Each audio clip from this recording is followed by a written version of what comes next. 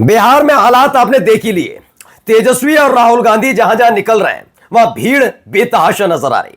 वो बात अलग है कि जब जब नरेंद्र मोदी साहब बिहार पहुंच रहे हैं भाड़े की भीड़ बुलानी पड़ रही है। लोग न केवल जुड़ रहे हैं बल्कि इस बात को समझ भी रहे हैं कि कैसे वोटर लिस्ट में नाम गायब करके गड़बड़ी की जा रही थी। बस यही बात इस कदर चुभ रही है कि लाख समझाने के बावजूद भी जिन नरेंद्र मोदी साहब की एक बात को लोग सच्चाई मान लिया करते थे वही अब झूठा करार दे रहे हैं और राहुल गांधी और तेजस्वी यादव के साथ जुड़ रहे हैं। एक मौका चाहिए था बीजेपी को, एक ऐसा मौका जिसके जरिए इस पूरे मुद्दे को अस्मिता, परिवार, महिला इस जगह जोड़ दिया जाए। यह मौका मिला मंच पर हुई एक घटना के बाद, जबकि उस मंच पर जो घटना घटी जिसमें नरेंद्र मोदी साहब यानी देश के प्रधानमंत्री नरेंद्र मोदी साहब को गालियां दी गई, उस मंच पर खड़े होकर न तेजस्वी ने वो कहा न राहुल गांधी ने। लेकिन देखिए कितने मासूम है बीजेपी के नेता कि सारे के सारे राहुल गांधी और तेजस्वी यादव से माफी की मांग कर रहे हैं और इसी को लेकर एक नया बवाल खड़ा किया गया। लेकिन इस बवाल की पोल फौरन ही खुल गई। खदेड़े गए बीजेपी के कार्यकर्ता जो गुंडाई करने पहुंचे थे कांग्रेस के दफ्तर पर। लेकिन जब उनका सामना वहां खड़े हुए पहले से तेजस्वी और कांग्रेस के कार्यकर्ताओं से हुआ तो झंडा और डंडा दोनों को लेकर दौड़ पड़े। नमस्कार, मैं हूं प्रज्वल गौतम और आप देख रहे हैं न्यूज सर्किल। पटना की सड़कों पर बवाल हुआ और यह बवाल करने वाला कोई विपक्षी पार्टी का नेता नहीं है, ना उसमें आरजेडी का नेता कोई शामिल है, ना ही बीजेपी का नेता शामिल है। मैं पूरी जिम्मेदारी के साथ कहता हूं कि अगर कोई घटना घटी है उस घटना में साफ तौर पर कानून का सहारा लेना चाहिए, पुलिस से शिकायत करनी चाहिए और जिसने भी उस घटना को अंजाम दिया उसको गिरफ्तार करना चाहिए। लेकिन जिन्हें अपनी ही सरकार पे या तो भरोसा नहीं है या फिर इस बात की छटपटाहट है कि अगर पुलिस के पास गए तो वैसा माहौल नहीं बन पाएगा जिससे उनके आका, उनके जो बड़े नेता है इस पूरे भंवर से बाहर निकल पाए, तो एक तमाशा किया जाता है। वो तमाशा क्या है मैं दिखाऊंगा, लेकिन पहले ये बयान सुन लीजिए।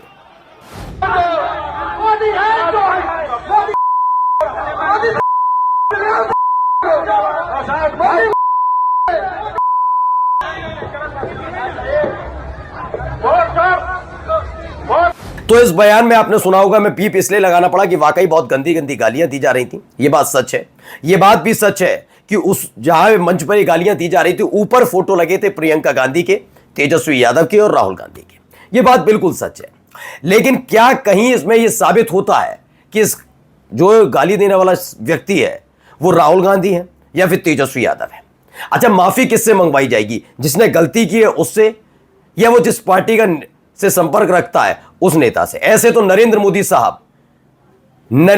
साहब 24 घंटे में से 48 बार तो उन्हें माफी मांगनी पड़ेगी, क्योंकि उनकी अपनी पार्टी के तमाम नेता इतने वाचाल और बदतमीज हैं ये कुछ कहने ही नहीं।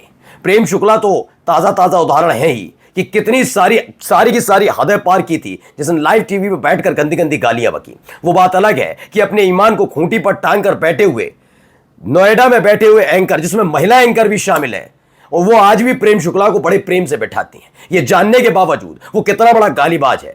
मैंने कहा ना, इस लिहाज से तो रोज माफी मांगेंगे नरेंद्र मोदी साहब, लेकिन नहीं, ये होता ही नहीं है। जिस नेता ने गलती की वो मांगे, और मैं कहता हूं माफी ही क्यों, जो गलती जिसने की है उसको जेल में ठूसो। लेकिन जानते हैं कि अगर जेल में ठूस दिया गया तो माहौल कैसे बन पाएगा? तो सोचिए, बिहार में सरकार किसकी? बीजेपी की।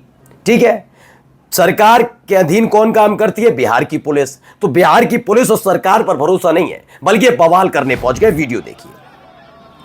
तो इस वीडियो में पहले मैं दिखाता हूं हुआ क्या। दरअसल ये पहुंचे थे उत्पात काटने। इन्हें लगा बीजेपी का झंडा लेंगे, माहौल क्रिएट करेंगे, जनता को जोड़ेंगे, और वो जनता जो कल तक वोट चोरी के आरोप जो साबित भी होते हुए नजर आ रहे। सोचिए, एक पूरा का पूरा गांव एक घर में रहता है, ये अलग अलग जगह से खबरें निकल कर आ रही हैं, एक घर में 200 लोग, 200 वोटर, ये तमाम चीजें निकल कर आ रही हैं। और जो जिंदा लोग हैं उनके वोट काट दिए गए, जो मर गए हैं, जो इस दुनिया में नहीं है, उनको वोटर लिस्ट में जोड़ा जा रहा है। इसके जरिए लोग जुड़ रहे राहुल गांधी और तेजस्वी यादव से, वो अब छिन्न भिन्न हो जाएगी। ये मुद्दा मेन वोटर से ज्यादा, वोट से ज्यादा, अपने अधिकार से ज्यादा महिला की अस्मिता और नरेंद्र मोदी साहब की मां से जुड़कर आ जाएगा, और इसको जोड़कर हम मुद्दे से डाइवर्ट कर देंगे। ये पूरा प्रयास था। तो चंद लाठी डंडे लेकर वो डंडे में अपना झंडा फंसाकर पहुंच गए, ये कर रहे थे। तब तक उधर से कांग्रेस का झंडा हाथ में लेकर और देश का झंडा हाथ में लेकर कांग्रेस के कार्यकर्ता और आरजेडी कार्यकर्ता आ गए। शुरुआत इन्होंने, देखिए वीडियो में आप देख ही रहोगे, पहले डंडा निकाला और डंडे से कांग्रेस के कार्यकर्ताओं पर हमला कर दिया। लेकिन ये हमला कितनी देर होता, क्योंकि इसके बाद की तस्वीर भी आपको दिखाऊंगा कि किसने पथराव किया। ये मैं उत्पाती दिखा रहा हूं, ये बवाली दिखा रहा हूं, लेकिन खास बात यह है कि उत्पाती और बवाली नहीं है, ये सारे के सारे संस्कार वाले लोग हैं। क्योंकि बीजेपी का नाम है ना, सारे के सारे संस्कारी बीजेपी है। प्रेम शुक्ला उनका ब्रांड एम्बेसडर। मुझे तो लगता है कि बीजेपी के नेताओं से रोज प्रेम शुक्ला ऐसी ही बात करते होंगे, वो खुशी खुशी सुनते होंगे। जो लाइव टीवी में उसमें बोला था प्रेम शुक्ला ने, हो सकता है बीजेपी के सारे दिग्गज नेताओं से ऐसी बात करते होंगे, या बीजेपी की जो कोर मीटिंग होती है वहां ऐसे ही बात की जाती होगी जैसे प्रेम शुक्ला ने एक बार टीवी पे की थी, शायद। क्योंकि प्रेम शुक्ला के लिए तो आज तक नरेंद्र मोदी नहीं बोले, मोदी साहब नहीं बोले, अमित शाह को दुख नहीं हुआ, जेपी नड्डा को दुख नहीं हुआ, किसी को दुख नहीं हुआ। दुख किस बात पर हुआ? एक कांग्रेस का कोई कार्यकर्ता या आरजेडी का कोई कार्यकर्ता मंच से बोल रहा है तो राहुल गांधी और तेजस्वी यादव से माफी मंगवाएंगे। उसने लुच्चाई की प्रेम शुक्ला ने, तो कोई कार्रवाई की बात नहीं, ना इस पर कोई कार्रवाई, ना सवाल पूछा गया। और मैं तो बेगैरत कहता हूं उन महिला एंकरों को, बेगैरत शब्द का इस्तेमाल बड़ी कठोर शब्द कह रहा हूं। क्यों? क्योंकि एक एंकर होने के नाते, एक महिला होने के नाते सबसे पहली जिम्मेदारी थी कि इस आदमी को बैन करें। लेकिन आज भी वो बड़े मोहब्बत के साथ, प्रेम के साथ उनको बैठाकर डिबेट करते हैं। कितना साफ सुथरा है, तो कितने संस्कार, कितने सब पता है। खैर, ये तस्वीर निकल कर आई। एक और वीडियो देख लीजिए जिसमें कांग्रेस के कार्यकर्ता और बीजेपी के कार्यकर्ता आमने सामने। तो ये तस्वीर वहां पर पटना में निकल कर आई है। न्यूज 24 की खबर है। पीएम मोदी को अपशब्द कहने पर पटना में बवाल हो गया, जमकर चली लाठियां, भिड़े कांग्रेस बीजेपी कार्यकर्ता। तो उसमें बताया गया बीजेपी और कांग्रेस के कार्यकर्ता, इनको क्या लगा, मैं आपको बताऊं। इनको ये लगा कि चूंकि कांग्रेस के सारे नेता कहां पर है, राहुल गांधी की रैली में, ठीक है, कांग्रेस का दफ्तर होगा खाली, हम अपने आका को भी खुश कर देंगे, हम बताएंगे हम गए थे, देखिए हमने इतना बड़ा रिस्क लिया, हम कांग्रेस के दफ्तर जाकर वहां विरोध करके आए, और ये उनमें से 4 बन जाएंगे बड़े नेता। आने वाले वक्त में हो सकता है चुनाव में टिकट मिल जाए। बहुत सारी चीजें सोचते हैं, आप ये मत सोचिए निचले वाले स्तर के नेता ऐसे ही नहीं जाते हैं। तो इन्होंने सोचा, ये भूल गए कि जिस कांग्रेस पार्टी को ये बिल्कुल ये सोच रहे थे कि वहां कोई होगा ही नहीं, वहां बहुत भीड़ जमा है। आरजेडी के दफ्तर पर और इस समय कांग्रेस के दफ्तर पर, दोनों ही जगह भारी भीड़ है। बीजेपी के दफ्तर से ज्यादा, जेडीयू के दफ्तर से ज्यादा।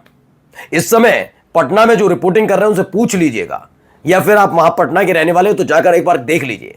जनता दल यूनाइटेड, बीजेपी, इन दोनों के दफ्तर पर जाके देख लीजिए और लमसम गिनती कर लीजिए, और वही आकलन कांग्रेस और आरजेडी के दफ्तर पर जाकर कर लिया, आप समझ जाएंगे किसका कितनी लहर चल रही है। तो ये इनको मिल गया, इन्हें देखा अरे कांग्रेस के कार्यकर्ता तो हमसे ज्यादा है, वो भी डंडा लिया है। पहले मारना शुरू किया कांग्रेस बीजेपी के नेताओं ने, डंडे बरसाए, उन्होंने कहा तुम करोगे तो हम भी करेंगे। फिर बुरी तरह से रगड़ दिया पुलिस वाले सख्ते में, कि शुरुआत तो बीजेपी वालों ने की, अब इनको कैसे बचाएं, उधर वाले ज्यादा हैं और हुजूम है उनके साथ, तो अब जनता उनके साथ खड़ी है। तो ये सारी चीजें वहां पर आसानी से की जा रही है, लेकिन ये लेने के देने पड़ गए बीजेपी के कार्यकर्ता। बिल्कुल वही याद है श्रवण कुमार लुंगी उठाकर भागे थे, वैसे ही सारे के सारे बीजेपी के नेता वहां से निकल लिए। नमस्कार।